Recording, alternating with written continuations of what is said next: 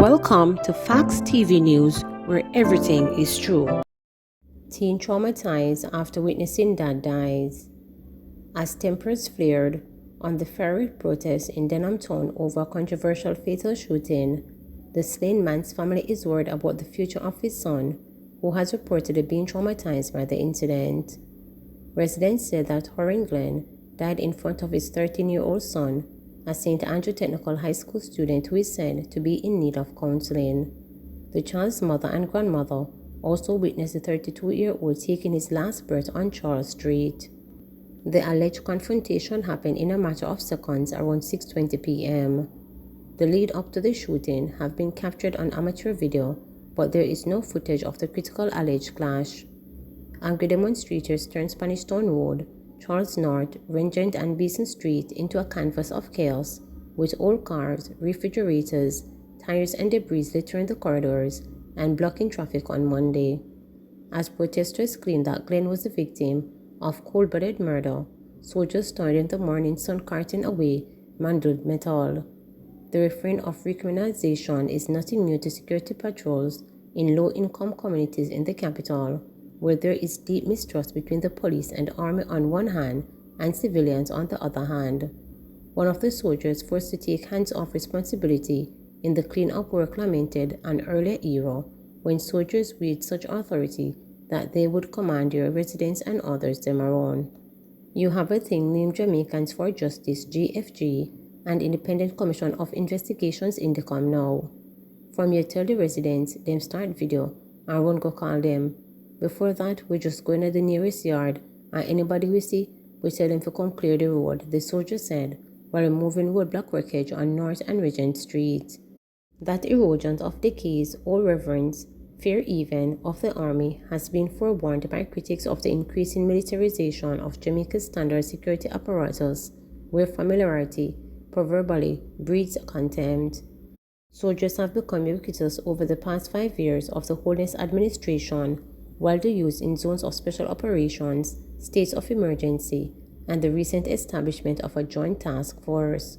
What has emerged in brazen resistance to military authority, with regular accounts of scuffles and fights between civilians and soldiers, and no restraint for full-mouthed rants. The Jamaica Defense Force JDF reported that it had commenced an internal investigation into Glenn's death and committed to cooperate with Indicom. The Jamaica Constable Force reported that 8 JDF soldiers were on foot patrol along Charles Street when they saw 4 men who aroused their suspicion. When they proceeded to search the individuals, they were allegedly spot on by residents. The team was then approached by Glenn, who allegedly poured the content of a beer bottle on them. The police said that when the team attempted to accost Glenn, he ran into a yard where a confrontation ensued. During the tussle, Glenn reportedly held onto a soldier's weapon, allegedly to disarm him, and was shot 4 times. He sustained injuries in the abdomen and was subsequently pronounced dead at the Kingston Public Hospital.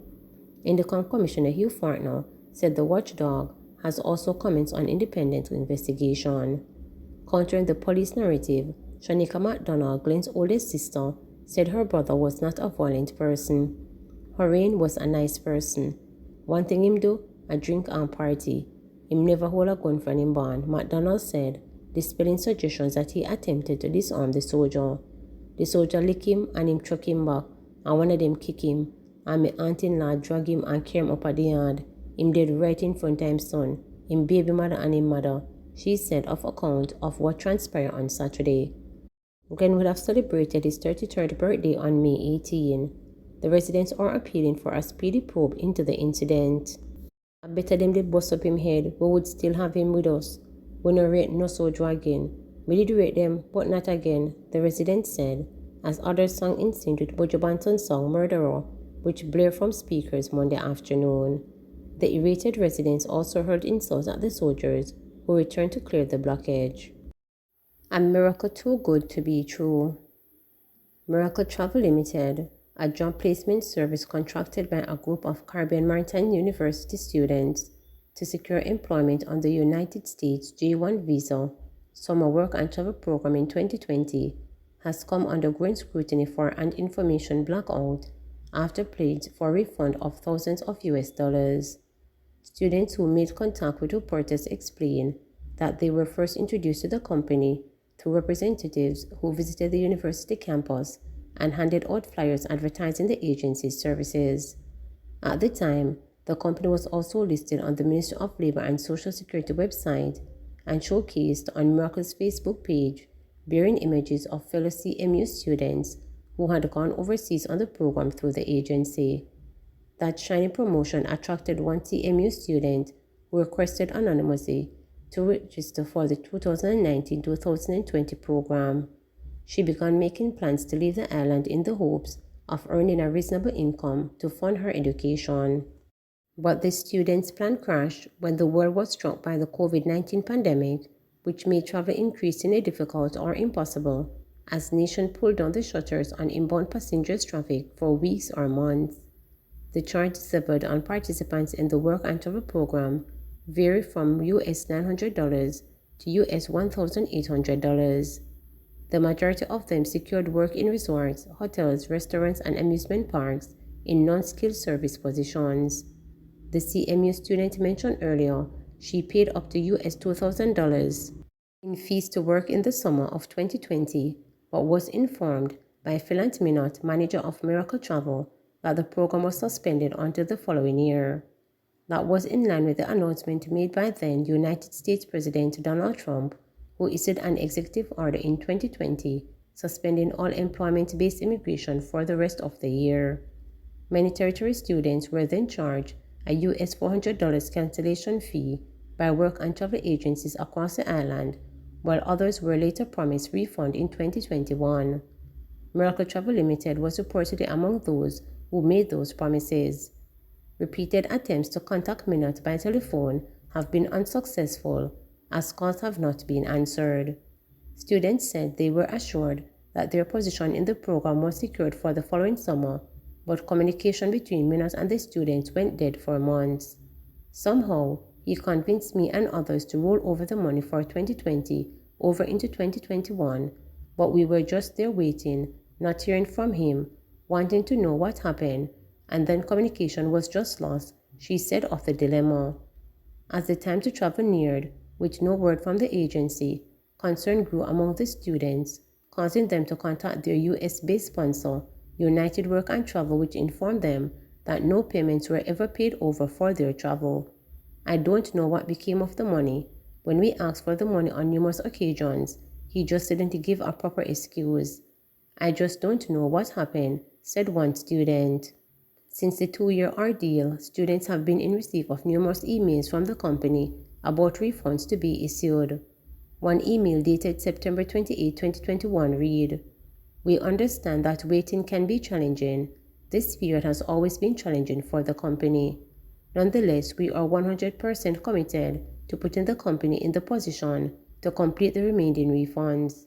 Lastly, we are not trying to run or shy away from the responsibility as we too want this frustrating chapter between us both." But despite that reassurance, some students are convinced that the company has not given them the full story. "At first, I didn't want to believe, but I'm most certain to do now," one said. Miracle Travel, which was incorporated in November 2019 and operated from Melmac Avenue in Crossroads, has remained closed since students raised alarm over the unreturned sums. A ministry listing references a Content Spring Road location. Another student disclosed that after paying US $1,550 for an opportunity to travel and earn in order to finance her tuition, she has instead been left in insurmountable debt, owing to numerous loans with a tuition backlog of nearly $500,000. It's the miracle of God that allowed me to even be in the institution, owing them so much money, because anybody knowing university, not even $1 you are not supposed to owe them, the student said. One student expressed that she had been trying to communicate with the university for an explanation but ran into roadblocks there. Similarly, CMU has not responded to reporters' requests for a statement despite receiving queries more than a week ago. Students who reported eventually getting a hold of Minot said they were told that he had spent their monies on operational costs. Everybody was in a frenzy to know that you pay so much money, you take out loan, you nah go.